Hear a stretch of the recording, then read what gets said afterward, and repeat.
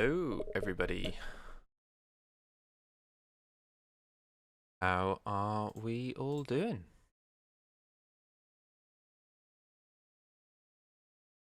Okay. We are going to be doing some things which do not require any new knowledge, but will be establishing some new stuff, okay? And what we're going to be looking at is to do with trigonometric functions, as it kind of says in the title, okay? And we're going to be looking at trigonometric functions, and we're also going to be looking at how we differentiate and integrate some of those things, okay? Now, hopefully, you are familiar with differentiation and integration for a little bit already. This is aimed at people who are transitioning from year 12 into year 13, or looking to do further maths and need a little bit of knowledge to do with differentiating and integrating of trigonometric functions, which they may not have had yet. Okay, but the way that we're going to find out how we differentiate or integrate trigonometric functions is by using something which we do look at in AS level maths, okay? And that's by looking at something called gradient functions, okay? Now, you are told in AS level maths that a gradient function will just tell you the gradient of any function at any particular point, okay? Is what a derivative is, okay? And that kind of gets us warmed up to the idea of differentiating things, finding steepnesses at any point and things like that. But it doesn't go as far in the AS to do things with sine and cosine, okay? So what we're going to look at is what happens if we do actually take a look at the gradient functions of sine or the gradient function of cosine. What happens? What patterns do we get? And can we establish any hard, fast rules for differentiating and integrating with trigonometry? Okay. If you're watching this on demand afterwards, you feel free to rewind, fast forward as you need at any point. And if you're watching live, you can always ask questions as we go. So let's have a look at what we've got here. Okay, we've got a function to start off, which is just sine of x. Okay, I've had to set this up in a way that doesn't measure it in radians. Okay, so that we're used to some terminology that we are from AS level math, which is measuring the angles in degrees. Okay, and we've got the green line here, which is just the normal curve for sine of x. Okay, and I've got a point up here at its maximum, which is just point A.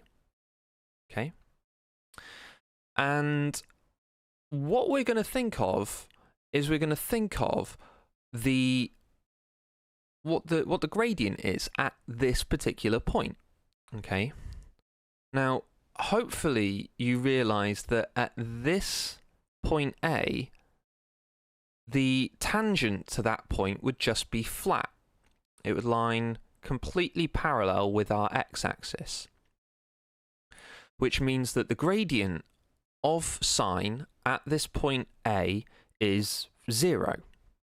Okay, so what we would have is a point down at 90 degrees, which is 0.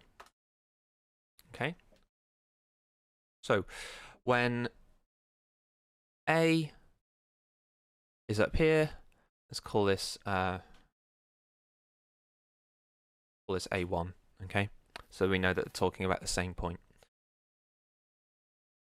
So yeah, we've got this point here, that's all sorted. And if we look a little bit further along, down to over here, we see that we essentially have the same thing, just when the sine curve is negative.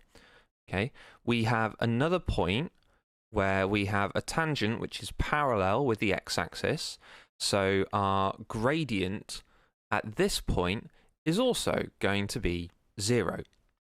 So if we have a point B which is at 270 degrees and at -1, then we're going to have the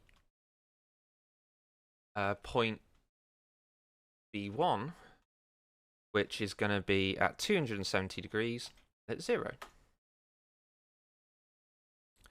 So for these two maximum, well, for the maximum point and for the minimum point here, we've established that the gradient is going to be 0. Okay. We need to find some other points in between to be able to establish the rest of this graph and hopefully give us a clue as to what this graph is going to look like. Okay, let's just shuffle it backwards a little bit. Now, at this point here, okay, so at the point where at the point 0, 0, if we zoom in very, very far, we can see that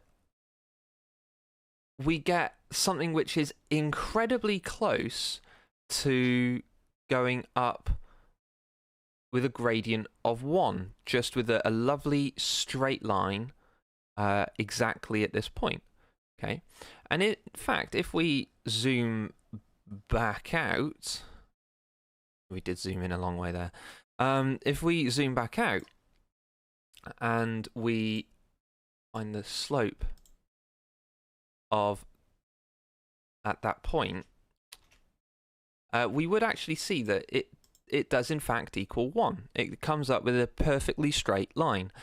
Okay, so at the point where we have C, let's do this as we have done it before, so C at 0, 0, our gradient function would give us a value of 0, 1. So up there. So at the moment, our function starts up here, comes down to here, does something in the middle, comes back up to this point here, and because sine repeats itself every 360 degrees, that means that at this point over here, at 360, our gradient should return back to being 1. Okay, and so we have this to here, does something in the middle, comes back up to here, and then back up this side over here. So let's take a look at this bit in the middle. So the point at 180, 0. Now, at this point here, the steepness is exactly the same as this point here. It's just going negative rather than positive. So our gradient function would have a point which is at -1 rather than at +1. So at the point 180, -1, we're going to have another point here. Now, here's where we put something together. Because we know that the sine is a curve, its change in steepness is going to be gradual. Okay, so the gradient function is also going to be curved. Okay, it starts off pretty steep, gets less and less and less steep until it gets to 0. Then it changes into the opposite direction where it gets to be its maximum steepness, but going negative. And then it comes back up to the point where it becomes 0. and then gets steeper and steeper quite quickly until it gets to the point where it comes back to where it started. And the great thing about this is that you might actually be able to recognize that curve. It's the cosine curve. Okay, and so we get our first kind of little thing to take away that we're looking for from this session. Okay, so our useful things. Number one. So if we differentiate with respect to x, sine of x, we in fact get cos of x. Okay, and we can generalize this slightly further. We can say that d by dx of sine kx is equal to k cos kx. Okay, for k just being some kind of a number, some kind of constant. Okay, I'm going to shuffle this screen along slightly further, give myself a little bit more writing room. Okay, so this is important thing number one for today. If we differentiate sine, we get cos. Okay, and if we have some kind of number times x in the middle here, then we have to make sure that we take that constant out and multiply cos by that. Okay, so let's just see that. If we do, for example, sine 2ax, so we get these points here. Let me clear these things off for a little bit, declutter our screen a little bit. If I do 2 cos 2a of x, okay, we end up with our gradient function there. Okay, a bit harder to see that one, but it does work. Okay, let's return everything back to normal.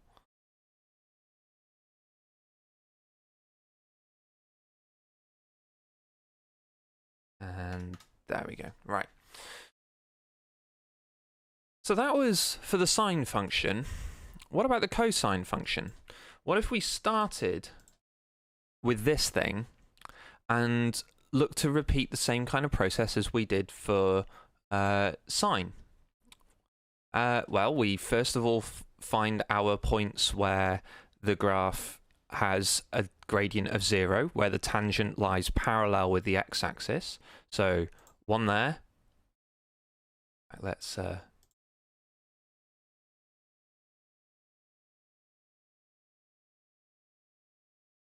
delete a load of things.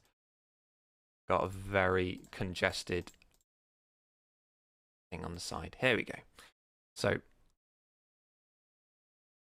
we've got a point which is at 0, 1. We've got a point which is at 90, 0.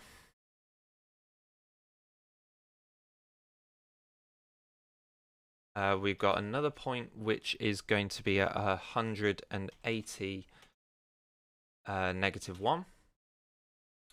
We've got a third point which is going to be at 270, 0. And then returning back to where we started, we're going to have a final point at 361.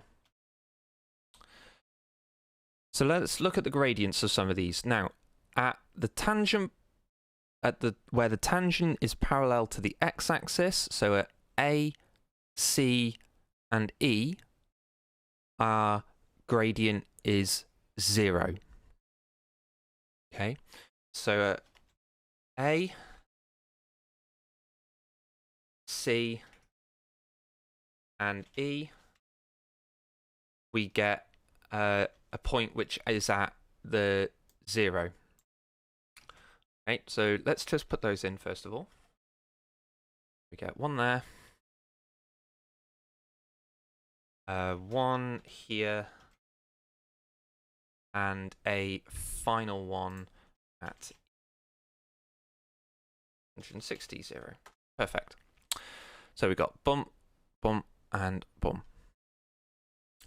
Now at B, we've got the same gradient as we had in our sine curve when it was coming down like this. Okay, it happens at the same rate. Okay, and if you remember, the steepness at this point here was equal to 1. This is coming downwards, so this is going to be a steepness of -1. So at B, okay, we're going to have a gradient which is -1 down here. So it starts here, comes down to here, comes back up to the x-axis. What does it do in between here and here? Well, here we've got a positive gradient, the same steepness, just in the other direction. So at this point D, we're going to have a gradient which is a +1. Now, if you look at all these points which have got the little 1 next to them, and see how that looks. It's not quite the cosine curve, and it's not quite the sine curve either. But what it actually is, okay, if we look at this, is that it's the negative sine curve. Okay, there's the normal sine curve. We make it negative. You see that actually it lines up with all of those points. So normal, and then negative, positive, negative. So this comes to our next useful thing, which we're going to take from today, which is that if we differentiate cos x, we get negative sine x. And again, we can generalize that so that d by dx of cos kx is equal to, and just the same as we did in the last one, that would be equal to negative k sine kx.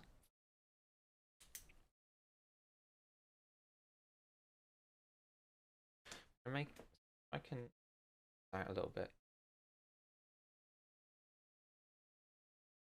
There we go. That's cool. So we've got two things here that we've managed to kind of put together just by looking at gradient functions, just by looking at what the gradient would be at particular points on the trig graphs that we know. And if you notice here, when we differentiate sine, we go to cos. When we differentiate cos, we go to negative sine. If you know your differentiation from, if you know your differentiation from AS maths well, then you know that if you have a constant or like a negative sign outside of your differential, then you can just ignore it. So this means we can also come up with two other things. Okay. It means that if we differentiated negative sine, that would be the same as doing negative the differential of sine, which we know is cos.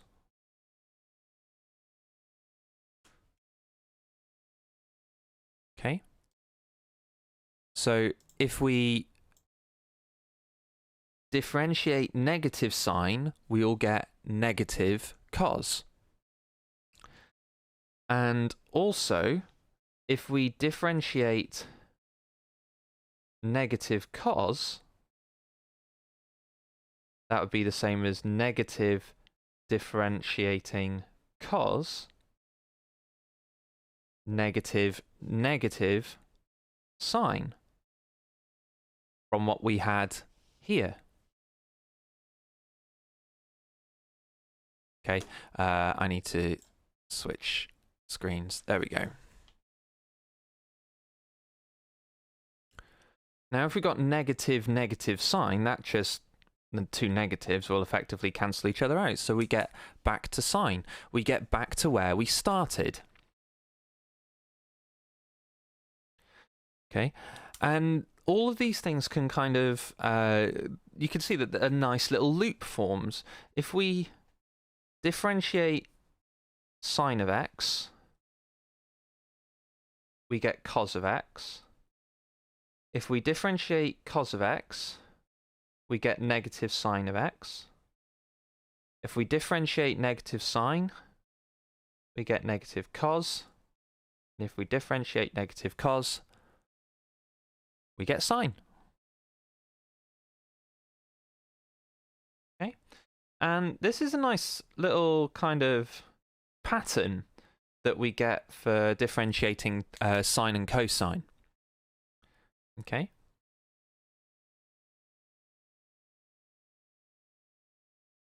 So what we want to be able to do is we want to be able to use these things and kind of just be able to differentiate and eventually integrate with them fluently. Okay. So, for example, okay, we might ask at a really kind of straightforward level, find d by dx of sine 3x. Okay. So if we think to our generalized rules, when we differentiate sine a number times x, we get a number cos number x. In this case, the number is 3. So this would become 3. Sine differentiates to cos. Bracket stays the same.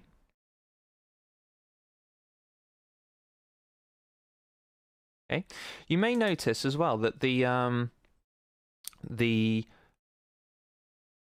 thing that we bring outside is effectively the differential of the bit inside the brackets. Okay, that's just kind of how it works at this point. Okay. We could say find d by dx of 2 negative 2 sine 2x. Okay, so negative sine differentiates to become negative cos. So I'm going to have some kind of negative cos in there. The bracket stays the same. I already had a negative 2 on the outside, but I'm also going to get the 2 from inside the bracket come out here as well. So what I'm actually going to have is negative 2 times 2, which is a bit of a kind of clunky thing to say at the front. The two negatives would cancel out to make it positive, so we can get rid of those two things. I've just got 2 times 2. Okay? And the more that you look at differentiating trig functions, the kind of the easier it will be. Okay? We'll do one more. We'll find d by dx of negative 3 over 2 cos 4x. Okay, so I'm going to give you maybe a minute to think about what this might be for yourself.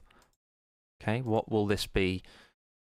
Have a look at the examples that we've done above. Have a look at the generalized rules. Whoops.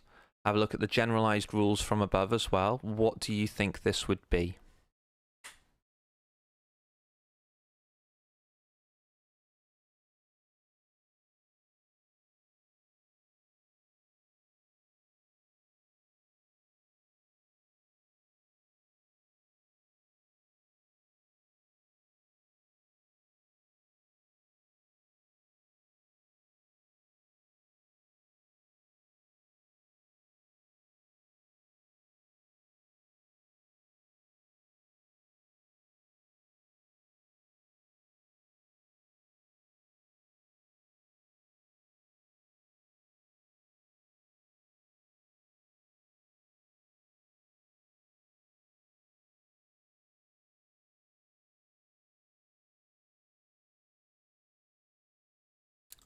Alrighty, so what did you think?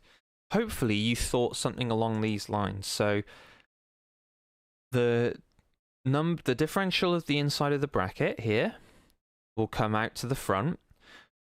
Okay, so I'm going to have negative 3 over 2 times 4 outside of the front.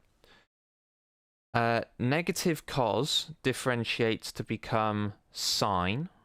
Okay, so effectively that negative sign, because it can be negative cos, that can disappear. So I'm going to get 3 over 2 times 4. Sine, bracket stays the same. Okay. So 3 over 2 times 4, well, 3 times 4 is 12. 12 divided by 2 is 6. So 6 sine 4x.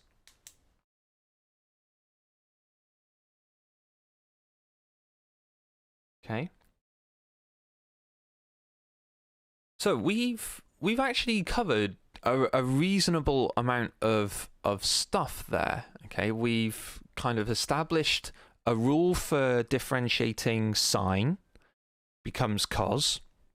We've established a rule for differentiating cos becomes negative sine. And we've seen that there's this lovely little pattern that kind of keeps it going in a nice little circle. And had a go at maybe a couple of these. Okay. I think it's maybe worth having a go at one more. Okay, just to prove a point. Okay, and then we're going to just focus a little bit on the integration thing to finish off. Okay.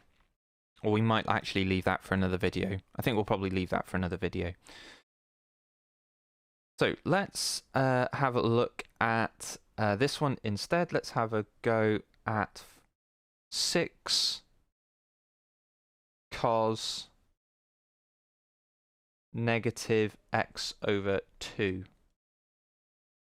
Okay, I'll give you kind of another minute to have a think about that one for yourself as well. See what you think.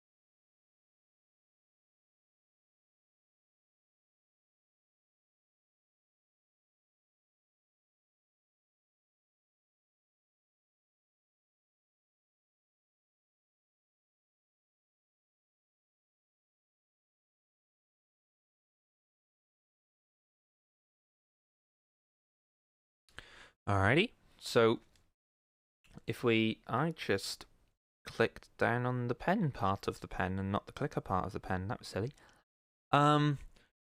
Anyway, this we can think to rewrite, okay? So actually we would be finding d by dx of 6 cos negative 1/2 of x. That might make it a little bit easier for us to see what it is we actually need to do with this, okay? Number inside the bracket comes to the front, okay? So that is going to come to be multiplied by 6. Cos becomes negative sine. So what this is going to become is negative 6 times negative 1/2 sine negative 1/2 x. Don't need two brackets. Negative 6 times negative 1/2, which is going to be positive 3. So we get 3 sine negative 1/2 x.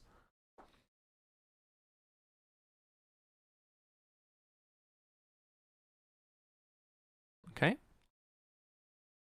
Now, all of the things that you normally associate with differentiation, for instance, like the if you've got lots of terms being added together and you want to differentiate it, then you can just differentiate each individual term separately. You can do that, okay? If you you can show the results that we proved earlier by first principles, okay?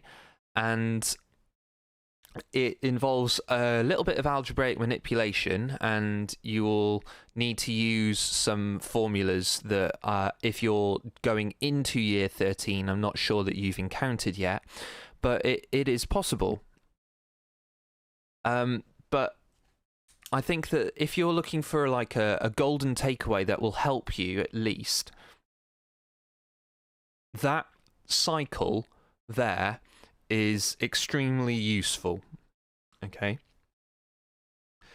Knowing the generalized versions is really important, okay?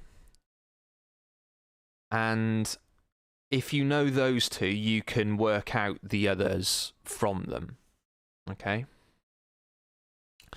And what do we think?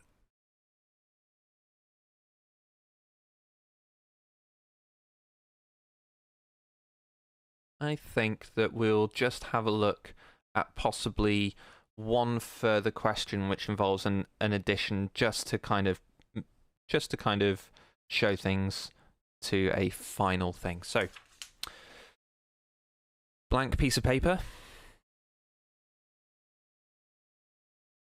Let's test to see what we've got. Let's find d2 by dx squared of 2 sine 2x plus cos 1/4 x. Okay?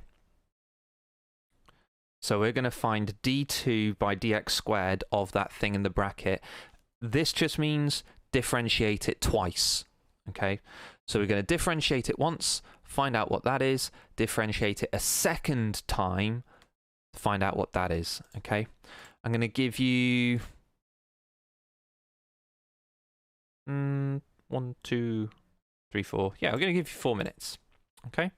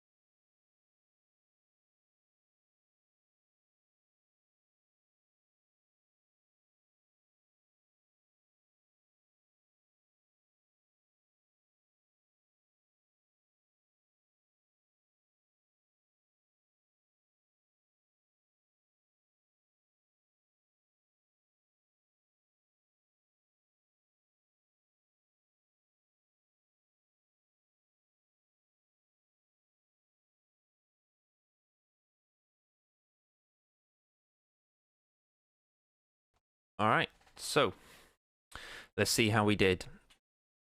We've got